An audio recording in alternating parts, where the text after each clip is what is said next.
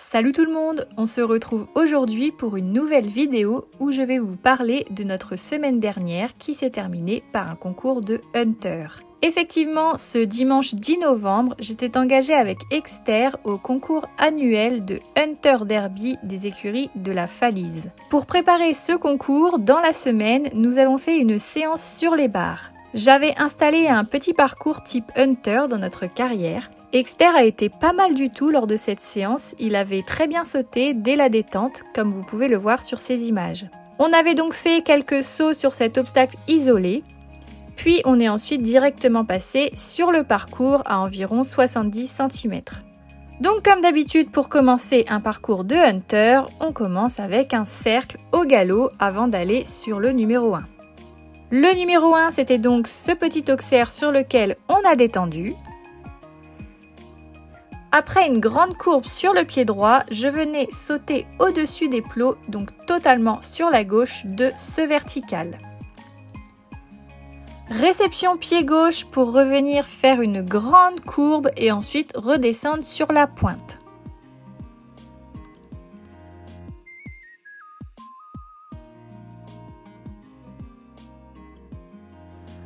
On continue le parcours toujours sur le pied gauche après un gros demi-tour à gauche pour prendre le vertical de biais. Cette fois-ci, on réceptionne pied droit et ensuite on passe une transition au trot avant d'aller sur le saut de puce avec l'abord au trot. Après le saut de puce, on faisait un grand tour de carrière pour revenir sur la pointe, mais cette fois-ci en la prenant dans le sens d'une pointe inversée.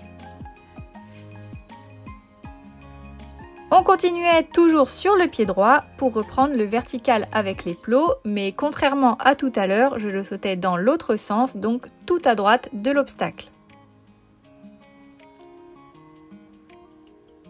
Après cet obstacle, on repartait pied gauche pour terminer le parcours avec un saut sur le vertical palanque avec le gros soubassement rouge.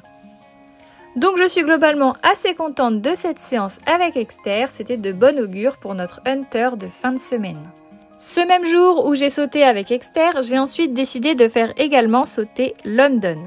Pour ceux qui n'ont pas suivi, London a fait sa première séance de saut monté la semaine dernière. Je vous avais d'ailleurs partagé les images dans la précédente vidéo. Pour cette deuxième séance sur les barres avec London, j'ai fait quelques petites modifications sur le parcours pour qu'il soit évidemment beaucoup plus facile. Et vous allez voir que sur cette deuxième séance sur les barres avec un cavalier sur son dos, il y a déjà eu beaucoup de progrès. Pour commencer la séance, après avoir fait une petite détente sur le plat, on a évidemment commencé par détendre sur la petite croix avec un abord au trot. Je suis ensuite revenue dessus, mais cette fois-ci au galop. Après ça, j'ai fait un passage sur le vertical au galop. Et ensuite, je suis passée sur l'auxerre, toujours avec un abord au galop. Pour finir la détente sur les obstacles, j'ai fait un petit passage sur la mini pointe au trot que London n'a absolument pas regardé. Après ça, j'ai donc décidé d'essayer d'enchaîner le petit parcours et vous allez voir que ça reste encore très compliqué pour London qui fatigue assez vite. Mais malgré tout, il se donne toujours à fond et il ne refuse aucun obstacle.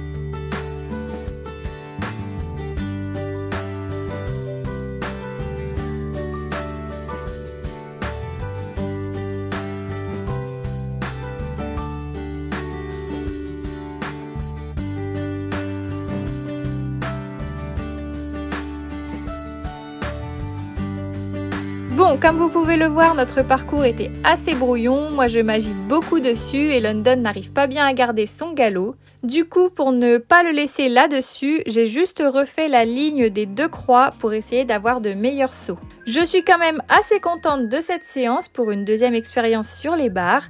Regardez déjà les progrès entre sa première et sa deuxième séance. Bref, on passe maintenant au concours de dimanche auquel j'ai donc participé en club 2 avec Exter. Comme toujours en Hunter, je vous montre le plan de notre parcours. Donc on avait 11 obstacles avec 8 imposés. Évidemment, pour commencer le parcours, comme toujours en Hunter, on venait faire un grand cercle au galop en face du numéro 1. Le numéro 1, c'était un joli vertical avec un gros caisson en bois.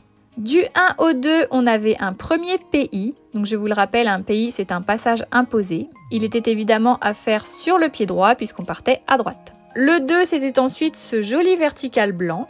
Entre le 2 et le 3, on avait de nouveau un PI pour bien dessiner la ligne courbe.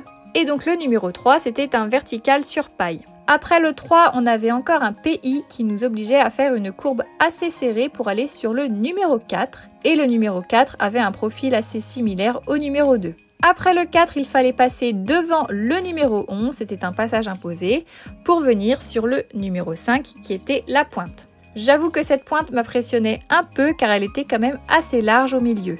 Derrière, il fallait bien dessiner puisque le numéro 6 était un vertical en ligne courbe. On continue le parcours avec en numéro 7 un saut de biais avec un PI entre deux ballots de paille juste avant l'obstacle pour bien marquer le biais. On poursuit sur le numéro 8 qui était un vertical avec un saut décalé sur la droite. Entre le 8 et le 9, on avait de nouveau un PI pour tourner assez court. Et le 9, c'était ce gros obstacle qui ressemblait un peu à un directionnel puisqu'on n'avait pas d'autre choix que de sauter au-dessus du caisson sur la droite. On poursuivait ensuite sur le numéro 10 qui était le saut de puce qui pouvait être un peu regardant pour les chevaux avec la décoration verte sur les soubassements. Et enfin, le numéro 11, c'était ce dernier obstacle que l'on devait sauter juste avant de faire le dernier imposé qui était un passage imposé pour faire le cercle de fin. Lors de la détente, Exter a été plutôt bien à l'écoute, donc je vous mets tout de suite les images de notre parcours.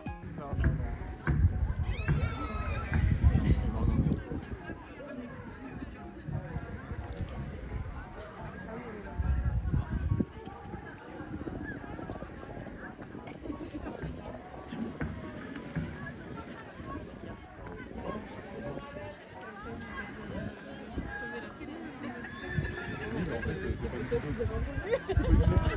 ont juste entendu les gens qui disaient que chez Lucas, on n'allait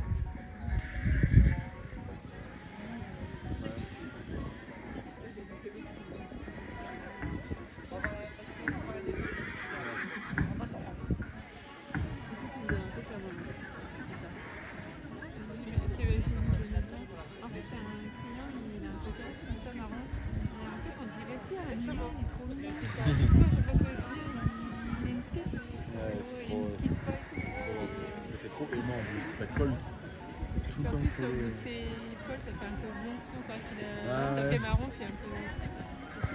Les oreilles des coquettes, c'est super doux.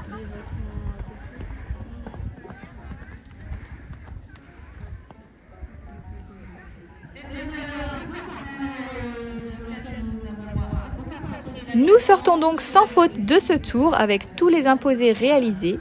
Je suis vraiment contente de nous, j'ai pris beaucoup de plaisir à monter ce parcours. Malgré le stress d'Exter de se retrouver tout seul en piste, il est resté bien connecté à moi et il a très bien sauté. Je suis vraiment contente de ses progrès dans cette discipline. En quelques mois, depuis notre premier Hunter, on est passé du P-lame au mort simple, on a enlevé le noseband et cette fois-ci, j'ai même carrément enlevé le masque Fenwick.